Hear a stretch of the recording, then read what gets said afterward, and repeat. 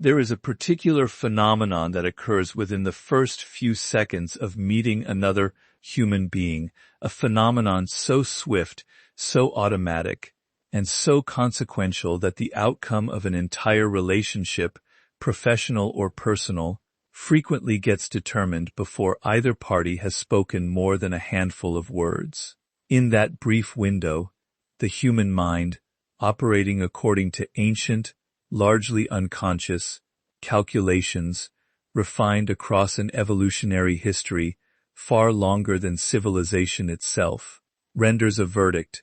Is this person someone to be respected, someone to be tested, or someone to be dismissed? And once that verdict has been rendered, however unconsciously, however swiftly, becomes remarkably resistant to subsequent revision, regardless of how much evidence later accumulates that might otherwise justify a different conclusion. This is among the most consequential and most poorly understood truths in the entire study of human social dynamics. Respect is rarely earned gradually, through the patient, cumulative demonstration of competence and character across an extended period of acquaintance, in the way that comfortable, conventional wisdom likes to suggest. Respect, in the overwhelming majority of real-world social encounters, is established almost instantly through a set of signals so subtle that most people remain entirely unaware of transmitting them, and so powerful that they frequently override whatever subsequent evidence might otherwise contradict the initial impression they create. Understand how this instant calculation of respect actually operates, and more importantly, to understand how it can be deliberately, ethically shaped rather than left to chance. We must examine the deep psychological architecture underlying social hierarchy itself, an architecture considerably older, considerably more automatic, and considerably more powerful than most people,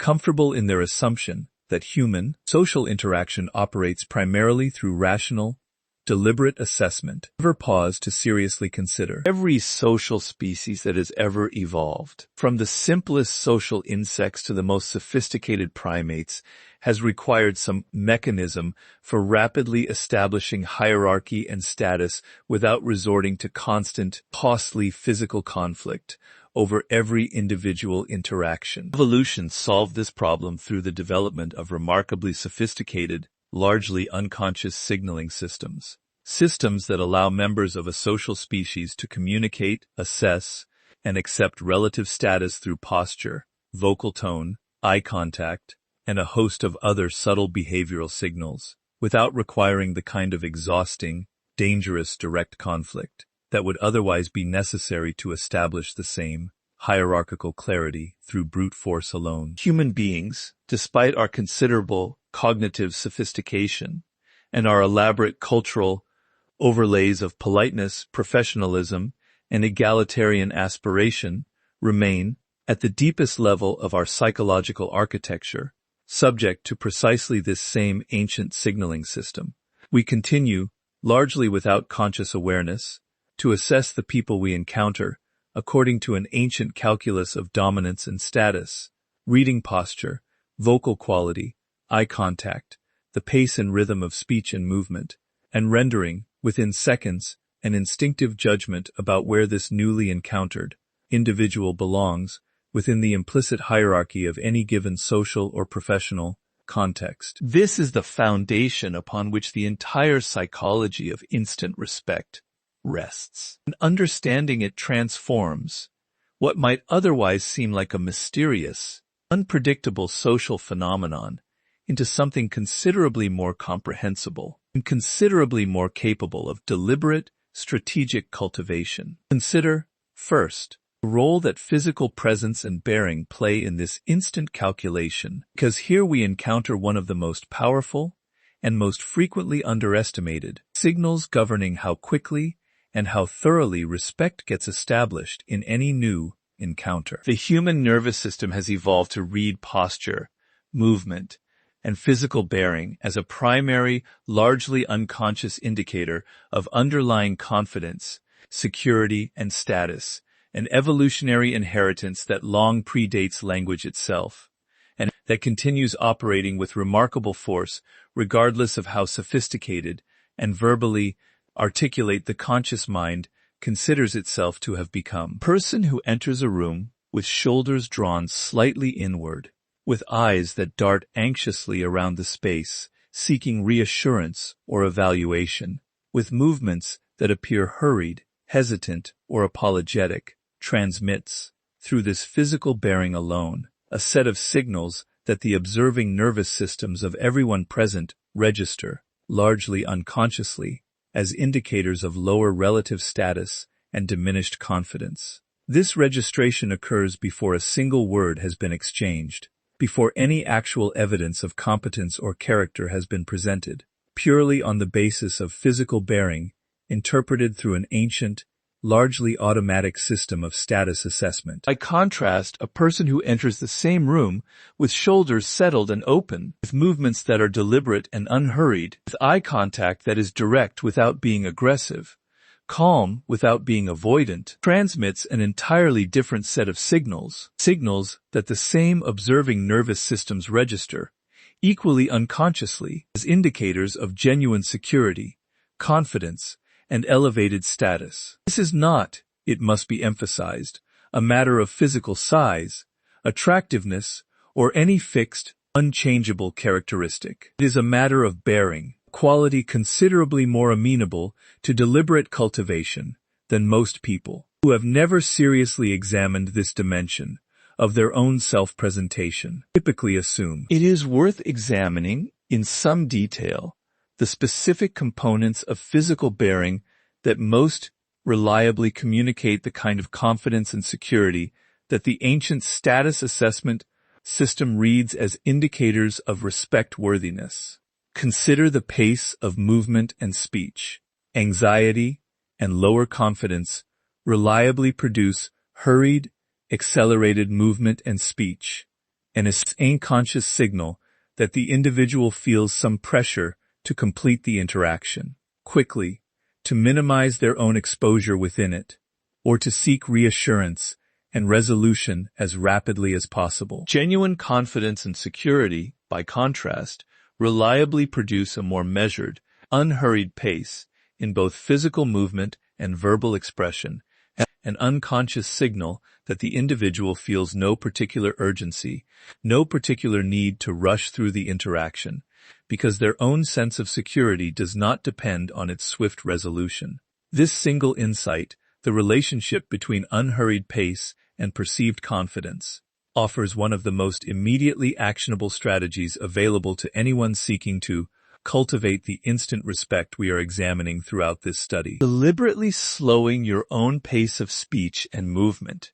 particularly in moments of genuine anxiety or uncertainty, when the natural impulse toward acceleration proves strongest,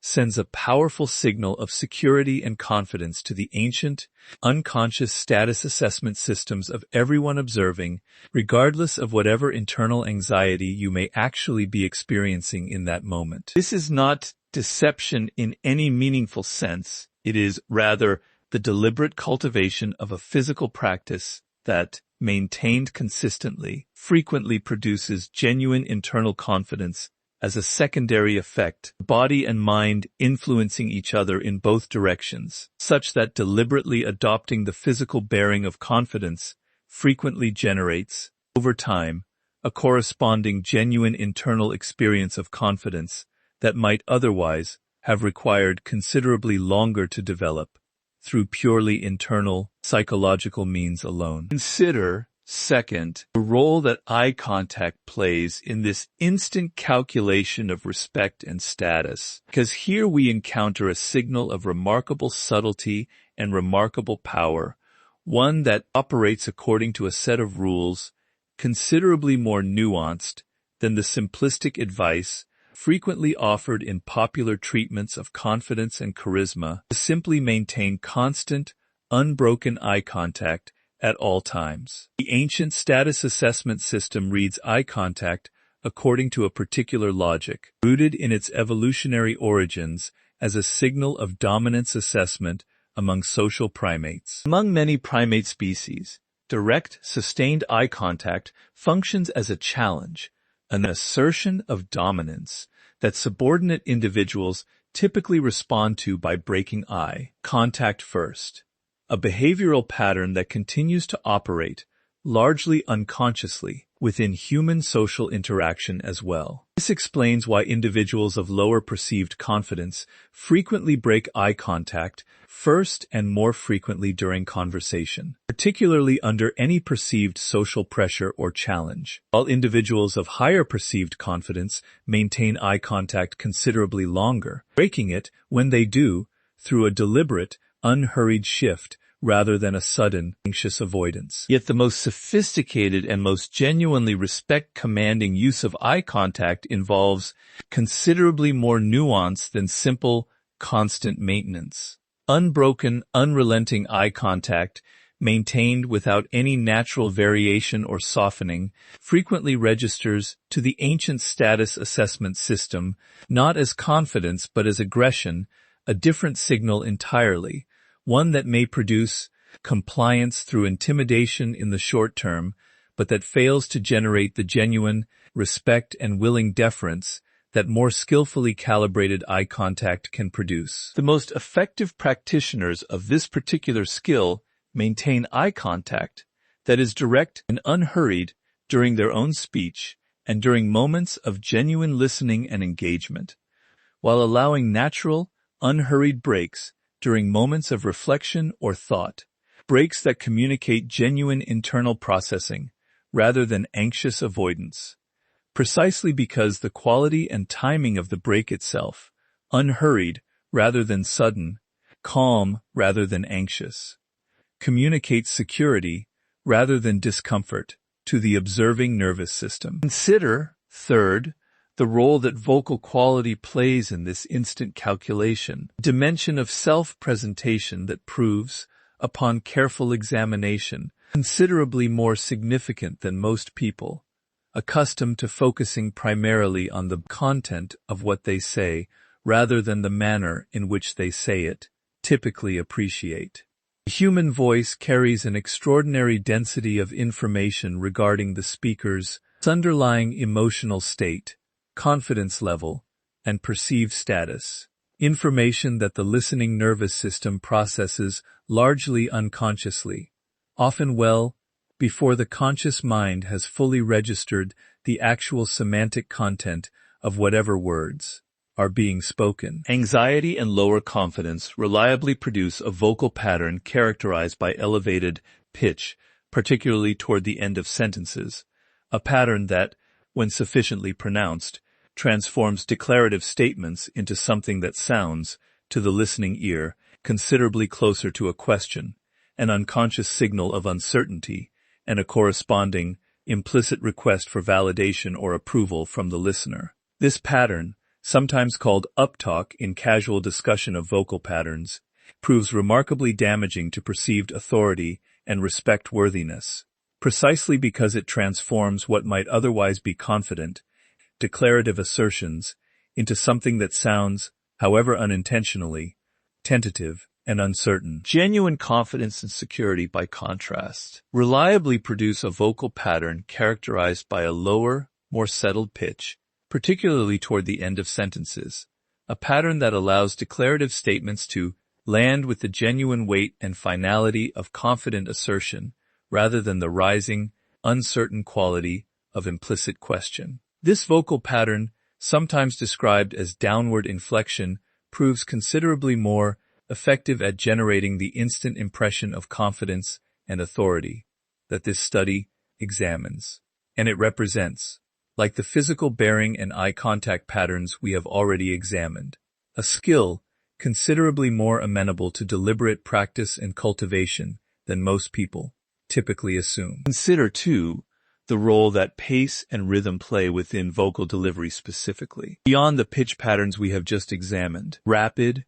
hurried speech, particularly speech that accelerates further under any perceived pressure or challenge, reliably signals anxiety and diminished confidence to the listening ear, while measured, unhurried speech, speech that maintains a steady, deliberate pace even under pressure, that includes deliberate, unhurried pauses rather than anxious filler words, or rushed continuation, reliably signals the kind of genuine security and confidence that generates instant respect. Deliberate cultivation of pause, a willingness to allow a moment of silence before responding to a question or challenge, rather than rushing to fill that silence with whatever response first becomes available, represents one of the most powerful and most underutilized tools available to anyone seeking to cultivate this particular dimension of instant respect. Consider, fourth, the particular role that response to challenge and provocation plays in establishing or undermining instant respect. Because here we encounter one of the most consequential and most frequently mishandled moments in any new social or professional encounter. Nearly every new relationship, particularly within competitive professional environments, includes some early moment of testing, a challenge, a pointed question, a subtle provocation, through which other parties, often unconsciously, assess where the newly encountered individual belongs within the implicit hierarchy of the group. How an individual responds to this early testing frequently proves more consequential in establishing lasting respect or its absence than virtually any other single factor within an early encounter. Response characterized by visible defensiveness, by anxious over-explanation, by an evident need to justify or prove oneself at length, reliably signals to the ancient status assessment system observing the exchange, precisely the kind of underlying insecurity that undermines respect, regardless of whether the actual content of the defensive explanation happens to be accurate or justified. Response characterized, by contrast, by calm, unhurried acknowledgement, by a willingness to engage with the challenge directly and briefly, without excessive justification or anxious over-explanation, reliably signals the kind of genuine security that generates and reinforces respect. This principle extends with particular force into the specific domain of handling criticism and disagreement, contexts in which the natural human impulse toward defensive justification proves particularly strong and particularly costly to perceived status and respect. Consider the markedly different impressions created by two individuals responding to identical, pointed criticism within a professional context. The first individual responds with rapid, anxious justification, offering an extended, defensive explanation that implicitly communicates considerable distress at having been challenged. The second individual responds with a brief, calm acknowledgement, perhaps a simple statement of disagreement delivered without excessive elaboration, or an equally calm, brief acceptance of valid criticism without excessive self-flagellation or apology. The second response, virtually without exception, generates considerably more respect than the first, regardless of which individual's underlying position on the substantive matter happens to be more accurate, precisely because the manner of response itself carries independent signaling weight regarding underlying confidence and security. Consider, fifth, the particular and frequently overlooked role that the management of one that the are in need for approval plays in this entire dynamic, because here we encounter perhaps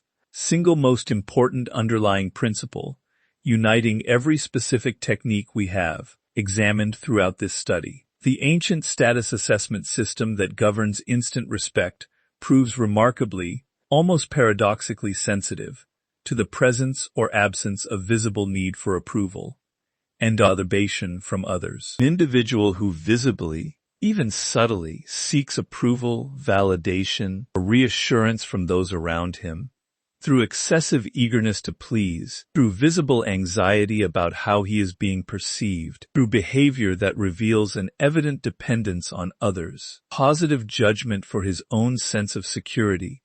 reliably triggers a corresponding decrease in the respect that the ancient status assessment system extends to him, regardless of his actual underlying competence or character. This produces a genuinely counterintuitive but remarkably consistent principle. The less you visibly need the respect and approval of others, the more readily that respect and approval tend to be extended to you, while the more visibly you seek and require that approval, the more it tends to recede from your grasp. This principle explains a great deal of social behavior that otherwise appears paradoxical, including the frequently observed pattern in which individuals who maintain a degree of such genuine emotional independence and self-sufficiency, who do not organize their behavior primarily around securing others' approval, frequently command considerably more respect and social influence than individuals who, despite working considerably harder to please and accommodate those around them, never quite manage to secure the same degree of genuine respect. This does not suggest, it must be clarified directly,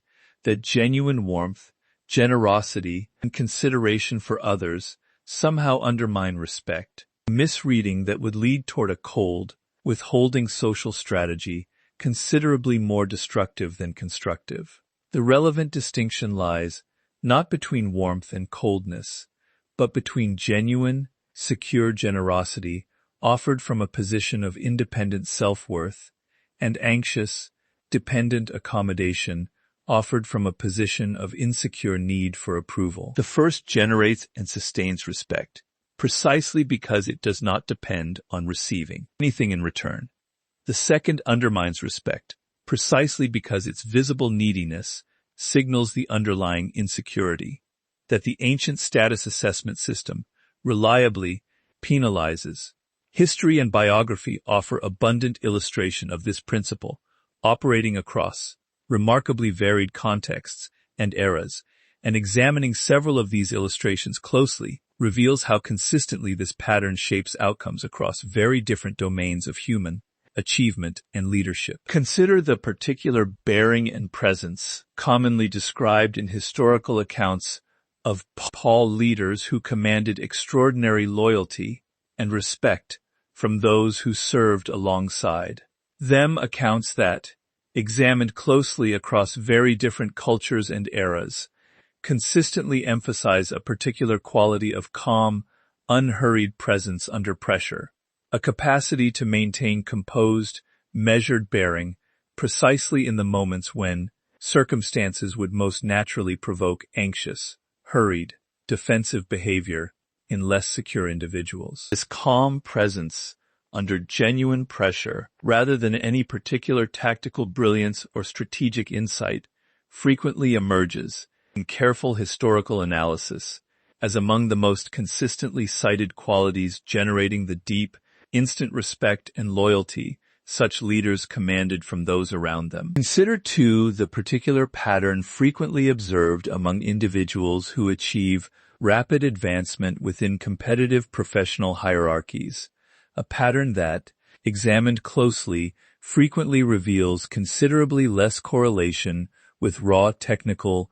competence than conventional assumptions about meritocratic advancement would predict, and considerably more correlation with precisely the bearing, vocal quality, and response to challenge patterns we have examined throughout this study. This is not properly understood an indictment of meritocracy as an aspirational principle, but rather an honest acknowledgement of how the ancient, largely unconscious, status assessment systems governing human social interaction continue to exert powerful influence over outcomes that more idealistic accounts of pure meritocratic advancement frequently underestimate or ignore entirely. What, then, can be done, practically and deliberately,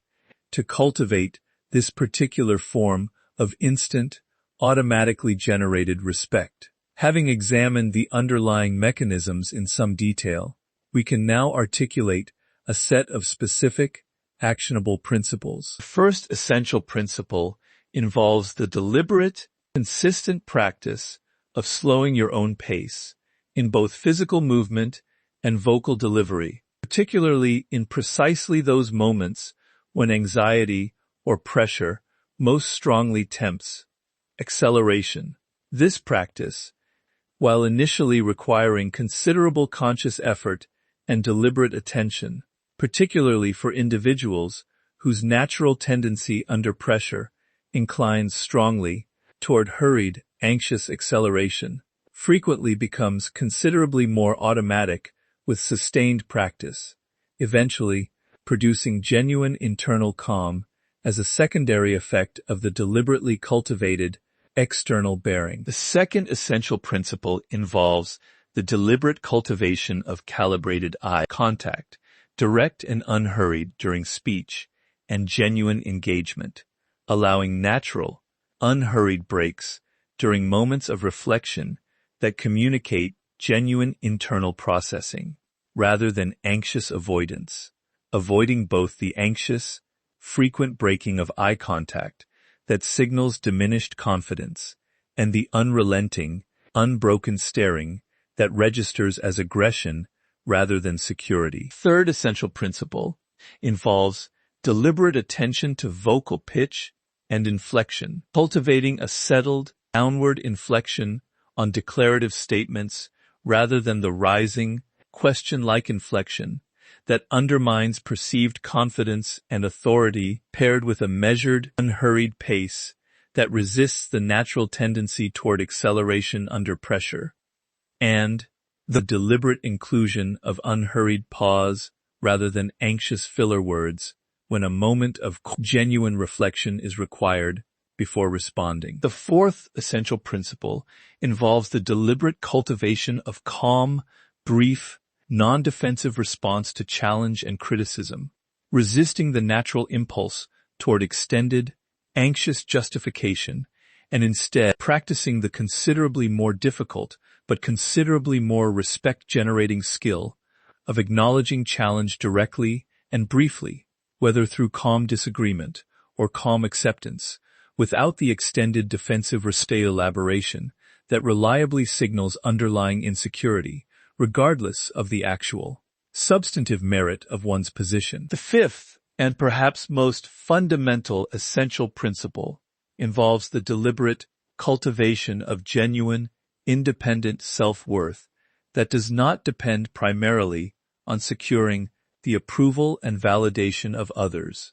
recognizing that this underlying security, however it happens to be genuinely cultivated through whatever combination of personal achievement, internal reflection, and accumulated life experience, proves effective for a given individual, represents the single foundation from which every other specific technique we have examined ultimately draws its genuine, sustainable power. Techniques of bearing, eye contact, and vocal delivery, practiced without this underlying foundation of genuine security, frequently devolve into a hollow, ultimately unconvincing performance, detectable at some level by the very ancient status assessment systems they are intended to influence. Systems remarkably sensitive across an evolutionary history considerably longer than deliberate human deception. The subtle signals that distinguish genuine security from its merely performed imitation. There is, finally, a broader and more philosophical dimension to studying the psychology of instant respect closely. One that extends well beyond practical technique into a deeper understanding of the relationship between internal psychological reality and external social perception. The principles we have examined throughout this study reveal a genuinely important and frequently underappreciated truth, that the social world responds to a remarkable and often uncomfortable degree not primarily to the actual, underlying substance of who you are and what you have genuinely achieved, but to the signals, largely unconscious and largely involuntary, through which that underlying substance gets communicated, or fails to be communicated, to the ancient, largely automatic status assessment systems of everyone who encounters you. This recognition carries a significant and ultimately empowering implication for anyone who previously assumed that respect simply arrives gradually and automatically as an inevitable consequence of sufficient underlying competence and character, with no need for any deliberate attention to the manner in which that competence and character actually get communicated and perceived. Genuine competence and character remain, without question, the essential foundation upon which durable, lasting respect must ultimately rest. No amount of skillfully cultivated bearing, eye contact, or vocal delivery can indefinitely substitute for genuine underlying substance, which eventually, given sufficient time and sufficient opportunity for genuine demonstration, will reveal itself regardless of how it happens to be initially communicated. Yet the considerable and largely avoidable tragedy, witnessed repeatedly across countless careers and countless lives, lies precisely in the gap between genuine underlying substance and its successful communication, a gap in which considerable talent, considerable character, and considerable genuine capability frequently fail to receive their proportionate recognition and respect. Not because that underlying substance was somehow insufficient, but because it was never successfully translated into the specific signals of bearing, of eye contact, of vocal quality, of response under pressure, that the ancient, largely unconscious status assessment systems governing human social perception actually require in order to recognize and extend the respect that genuine substance should, by any fair and rational accounting, have automatically commanded. Master these signals then, not as a substitute for genuine substance, character, and capability, which remain the indispensable foundation upon which any durable respect must ultimately be built, but as the essential bridge through which that genuine substance finally receives the recognition it has, perhaps for far too long, been quietly, invisibly denied. In doing so, you close the gap between who you genuinely are and how you are genuinely perceived, a gap that, left unaddressed, has cost countless capable, deserving individuals the respect, opportunity, and influence that their genuine underlying substance should, by every reasonable measure, have long since secured.